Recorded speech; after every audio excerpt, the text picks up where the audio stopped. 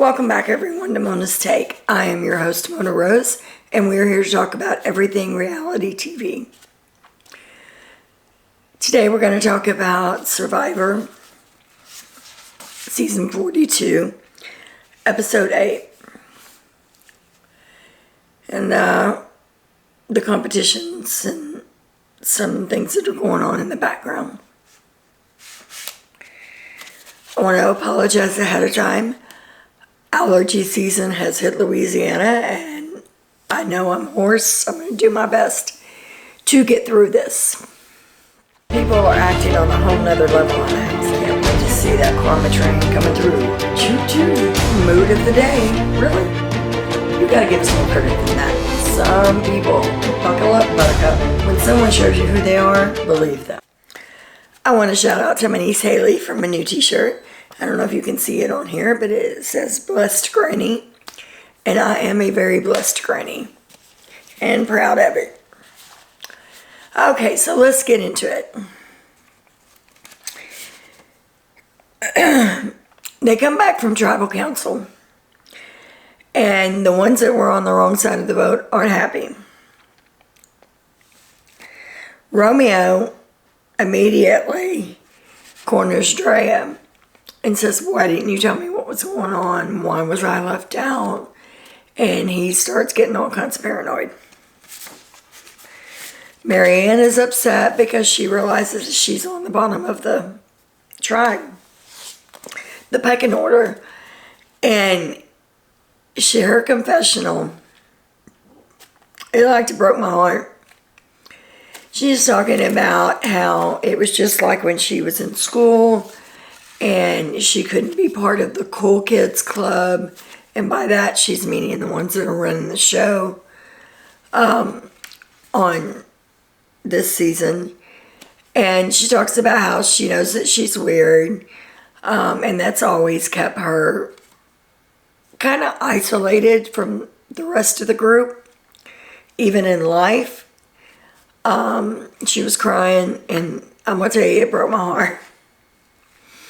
I hope that she can figure out how to stick around for a while. We know she's got an idol. Everybody knows she's got an idol. So hopefully she can use the idol and find another advantage or something. I'd like to see her stick around. But it was very hard to watch. If you watched it, it broke my heart. Tori knows she's on the bottom. She's got to fight Chanel, Marianne, Romeo. Those are the 4 names that are going around every tribal council. It's like, let's get rid of the 4 of them, and then we're good. Omar and Mike have a really touching conversation. Omar is Muslim, and he was praying, and Mike was watching him and listening to him. And when he got done, Mike had questions. And he said that him and Omar had a talk for about an hour about Omar's religion, and that he realized one thing, that we weren't much different. They weren't much different. So it's good to see different cultures, different religions coming to the table and talking about it, actually having a discussion. And Omar was very pleased that Mike was interested, and that, he says because of his age, most people would just run away from it. They wouldn't even talk about it. But Mike was really engaged, and he appreciated that. So that was a bond, I think, between Omar and Mike. I think those two are going to protect each other. All right, so the reward challenge. The reward challenge was for PB&J, sandwiches, chips, and I think they had water. And they divided into 2 groups. They drew rocks, either the blue team or the orange team, or whatever the colors were that they used. But they had 1 extra person, so the person who drew the gray rock had to sit out and didn't have a chance to compete for the challenge. They get down to it, And Marianne is chosen to sit out. She pulls the gray rock. So she's not going to have a chance. Well, then Drea says, hey, is it all right if I trade with her? Let her take my spot and I'll sit out of the challenge. And Jess said, are you sure? And she said, yeah, I don't like peanut butter and, so there's no sense in me competing in it. And so Marianne was grateful for that, so they swapped places. Well, for this reward challenge, if you remember last year, they hid an advantage underneath the bench of the person who sat out. They didn't find it. So they did it again this season. And Jess said, if they don't find it, I'm going to be surprised and disappointed. So Drea's sitting over there, and of course she goes to looking right away. She's like, I know there's got to be something out here. So she finds it. Well, people are coming towards her, so she's got to get this thing from underneath the bench. She puts it in her pants and sits there and just smooth, like nothing happened.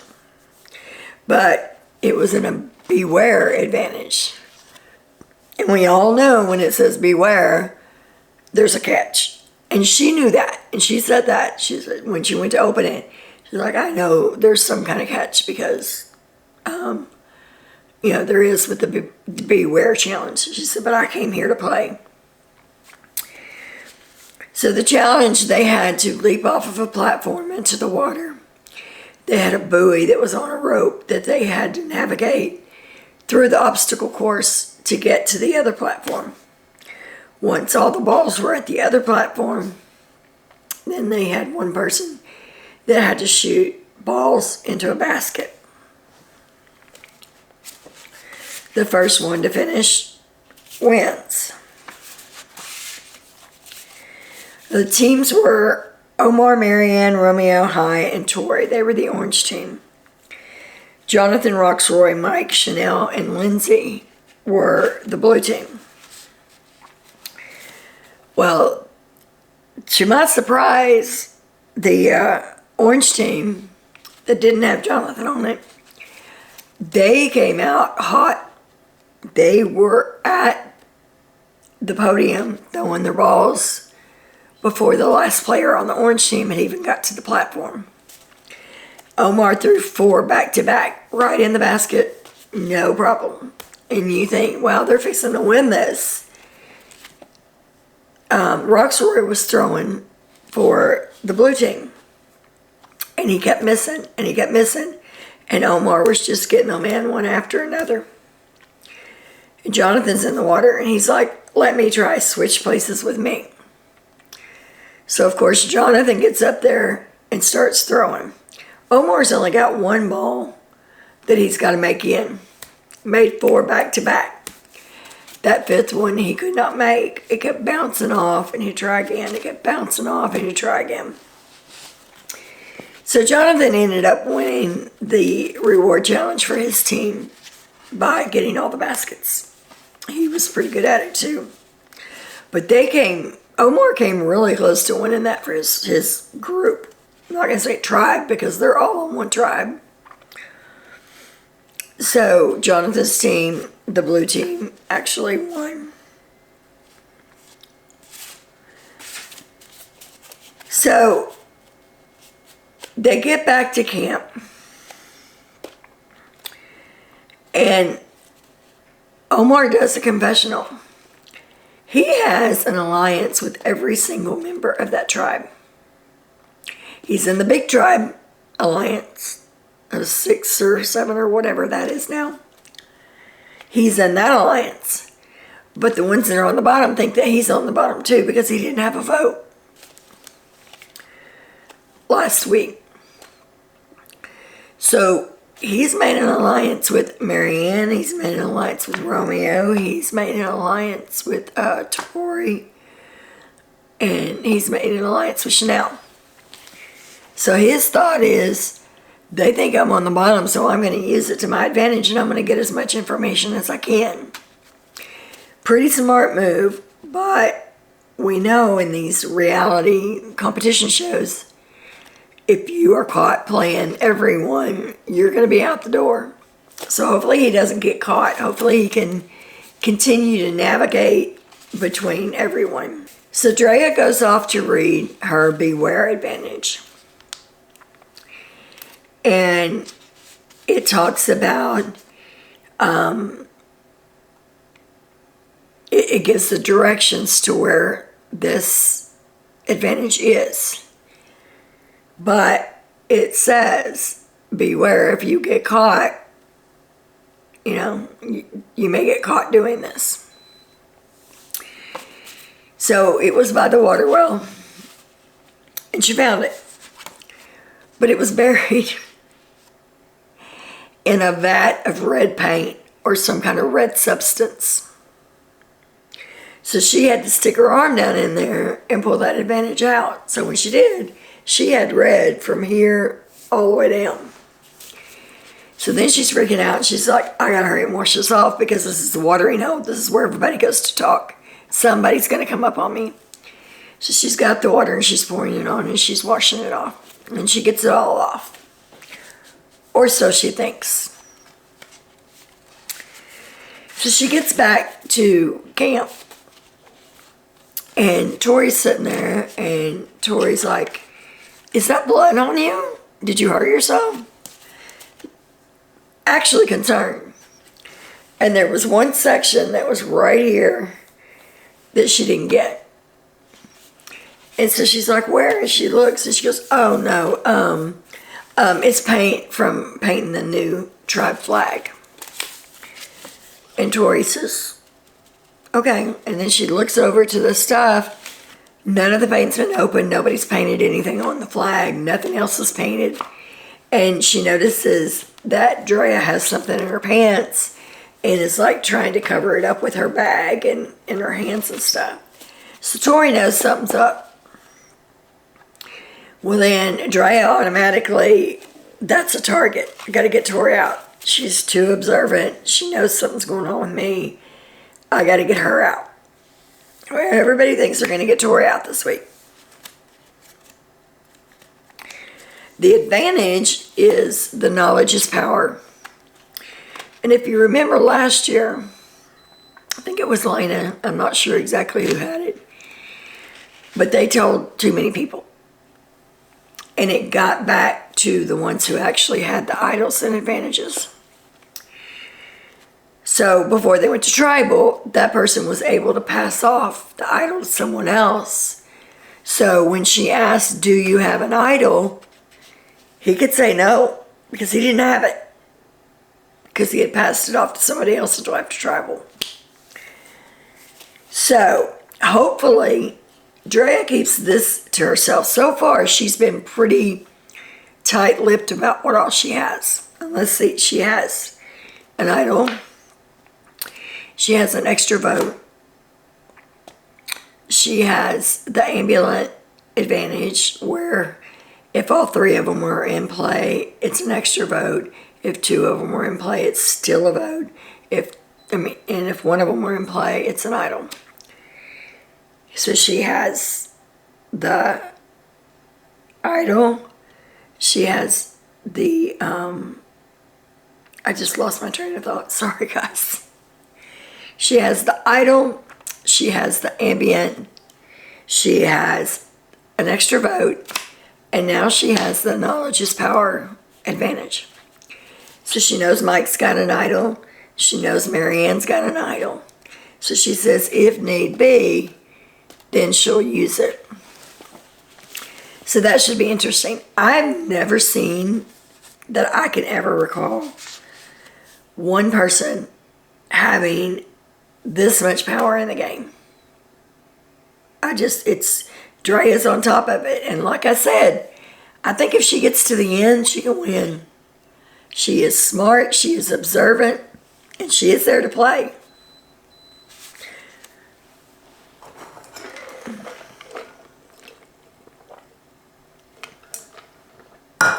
Sorry guys, my throat is so hoarse. It's allergy season.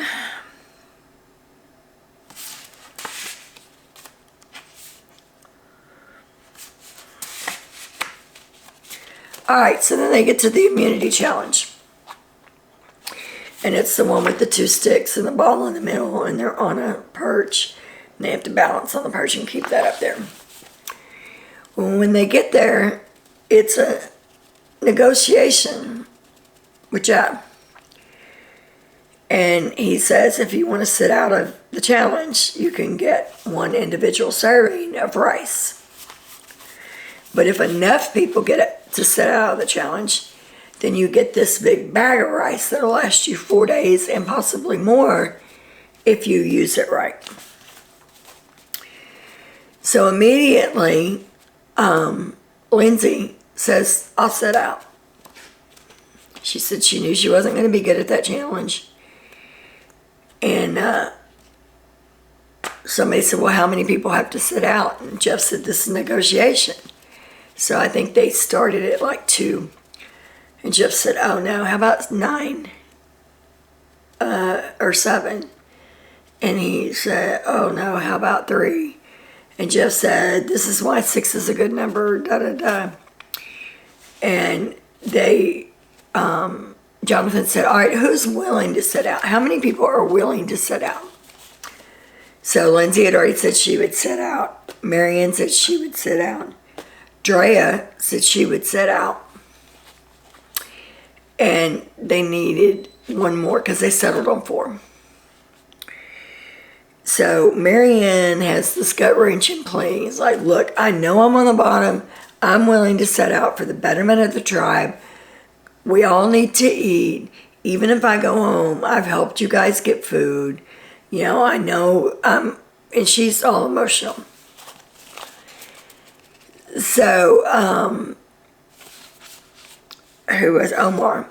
So Omar steps up and he says, all right, I'll sit out. So that's the 4.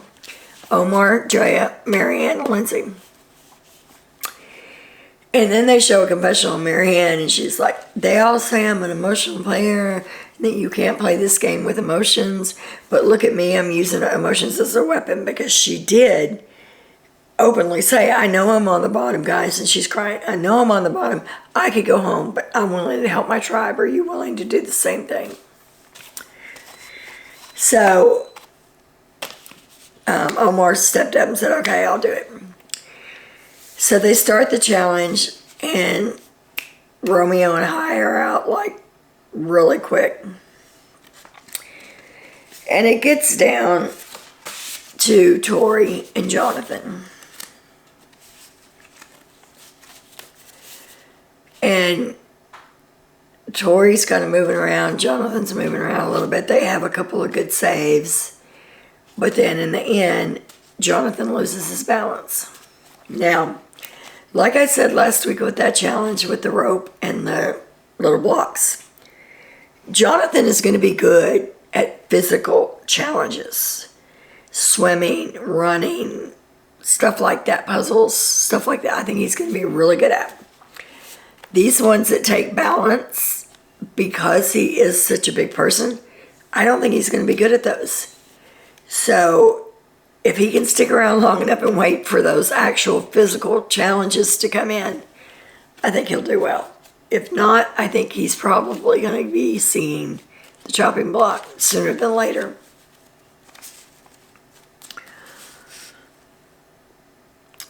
So Tori, like I said, wins immunity 2 weeks in a row, so they can't get rid of her. Drea's pissed because she's like, that's my target. That's who I wanted to go home. And now I can't do it. So they get back to camp, and of course, you know, everybody starts scattering and talking. And Tori tells Romeo that she's heard his name going around.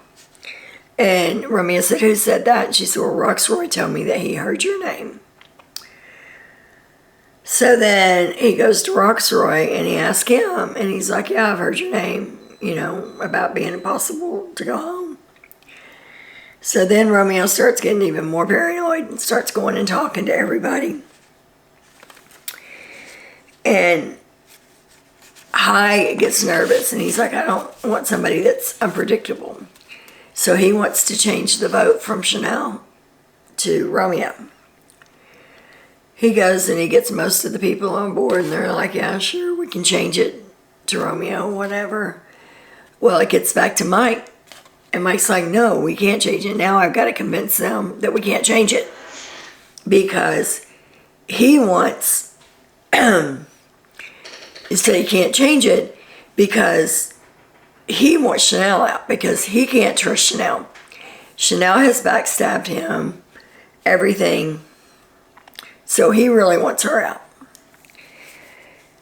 So they get to tribal, and they go back and forth and talk about being in a vehicle, and are you in the right vehicle, and who's driving, and da-da-da, all this stuff. And so it comes down to the vote. Chanel goes home. Marianne is shocked because she thought it was Romeo. Tori thought it was Romeo. So the ones that were on the bottom all thought that it was Romeo, except for Romeo, and he thought it was Chanel. So Marianne's face just tells, I can't believe that I'm on the bottom and the wrong side of the vote again. Why are you guys telling me stuff? So we'll probably see some conversation on that next week. Next week it looks like it's going to be a double eviction, and from what I saw from the previews, it's going to be one male, one female to win immunity.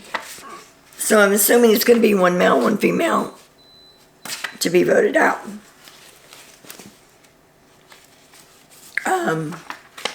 So it looks like it may be interesting. It looks like Lindsay and Jonathan start butting heads, because Lindsay feels like Jonathan's not listening to her, and Jonathan feels like she's just being overzealous. That's the word I can think of. So they look like they have a little bit of conflict next week. So we'll see. Let me know in the comments below what you think about the episode. I like all the advantages. The knowledge is power. I love that advantage, and I can't wait to see Drea use it. I just hope she keeps that information close into herself and doesn't tell everyone else. So again, everybody, I'm sorry and I apologize for my voice. Hopefully I'll get it back before next week, if all of this pollen will go away. But it is what it is. So as always, you guys have a good day and much love.